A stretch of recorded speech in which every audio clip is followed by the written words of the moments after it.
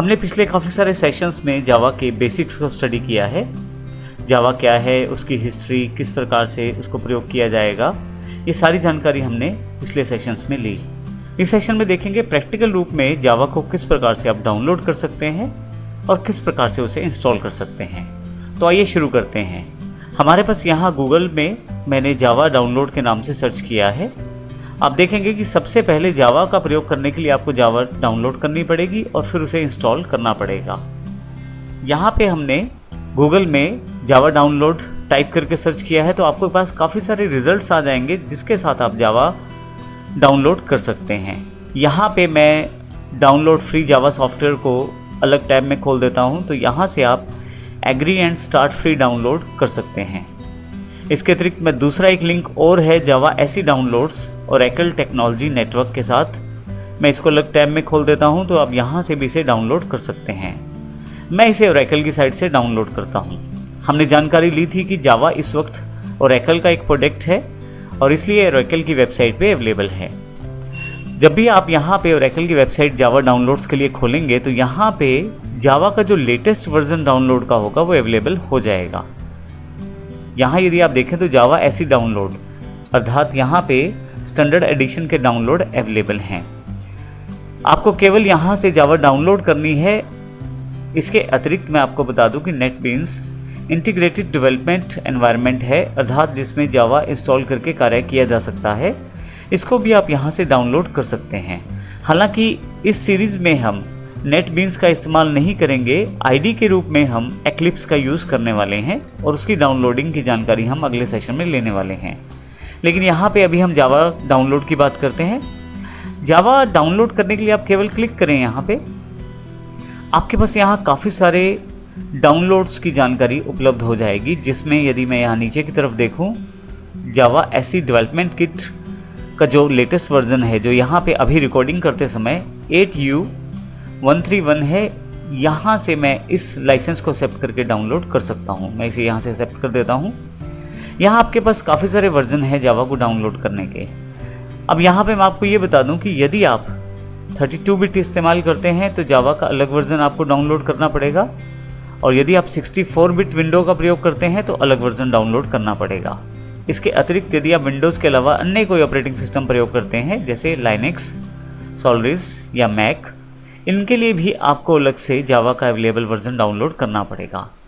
हमारे पास यहाँ पे क्योंकि मैं विंडोज़ 10 का इस्तेमाल कर रहा हूँ, तो यहाँ से मैं जावा को विंडोज़ सेगमेंट के अंदर से डाउनलोड करना चाहता हूँ।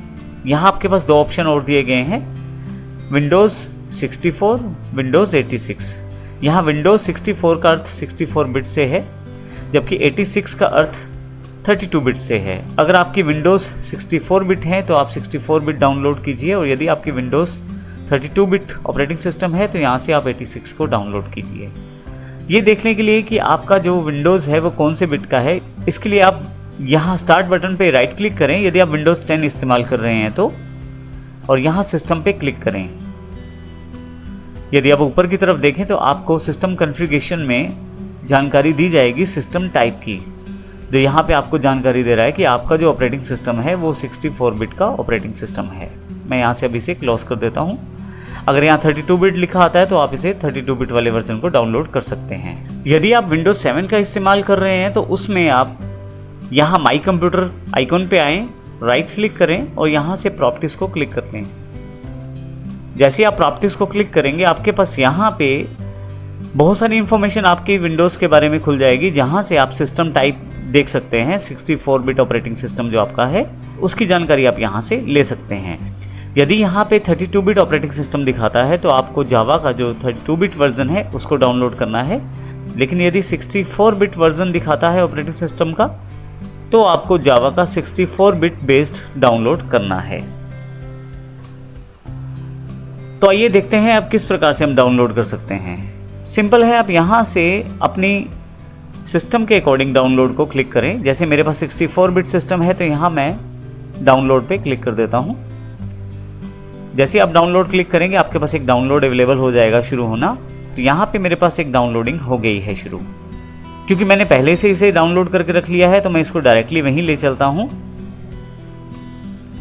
मेरे पास यहाँ पे यह एक JDK 8U131 Windows x64.exe के रूप में डाउनलोड हो गई है। तो इस फाइल को डाउनलोड करने के पश्चात मुझे केवल ये इंस्टॉल करना है। इसके लिए मैं इसे डबल क्लिक करूंगा और यहाँ पे आपके पास अगर कोई ऐसा मैसेज आता है जो आपसे कुछ अलाउ करवाता है तो आप यस कीजिए इसे। इसके पश्चात आपके पास एक सिंपल सा विज़ार्ड अवेलेबल रहेगा, आपको केवल नेक्स्ट नेक्स्ट करना है। यहाँ से मैं नेक्स्ट नेक्स्ट करता हूँ और मेरे पास यहाँ पे इंस्टॉलेशन प्रोसेस शुरू हो जाता है।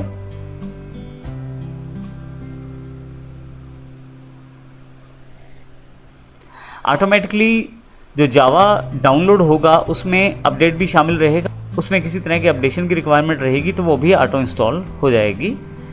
तो इस प्रकार से मैं सिर्फ नेक्स्ट नेक्स्ट एक सिंपल विज़ार्ड को प्रयोग करके नेक्स्ट का बटन दबा के अपने पास आसानी से जावा को इंस्टॉल कर सकता हूँ। अगर आप किसी कारण से जावा का destination folder, installation folder change करना चाहते हैं तो कर सकते हैं, लेकिन मैं इसे नहीं चेंज करना चाहता। मैं इसे फिर से नेक्स्ट कर देता हूँ।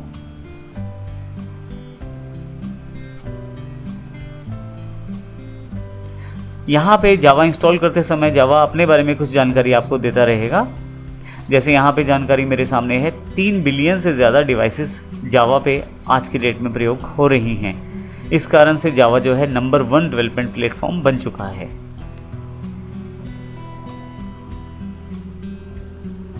फाइनली आपके पास यहाँ पे जावा का डेवलपमेंट किट इंस्टॉल हो गया है और उसका सक्सेसफुली इंस्टॉल का मैसेज आपके पास यहाँ पे अवेलेबल है। मैं इसे क्लोज कर देता हूँ।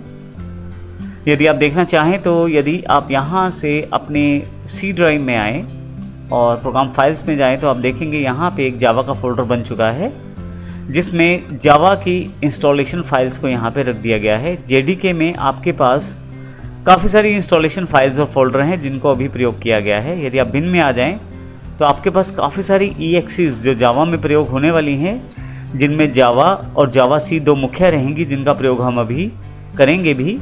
तो इस तरह के काफ़ी सारे टूल और EXEs आपके पास इंस्टॉल हो चुकी हैं। तो इस तरह देखा हमने जावा को किस प्रकार इंस्टॉल किया हमने इस सेक्शन में। जब आप जावा को डाउनलोड करके इंस्टॉल कर लेते हैं तो उसके पश्चात सबसे इम्पोर्टेंट काम जो रहता है वो जावा के सिस्टम एनवायरनमेंट वेरिएबल को सेट करना है ताकि आप अपने प्रोग्राम को आसानी से चला पाएं जावा के साथ।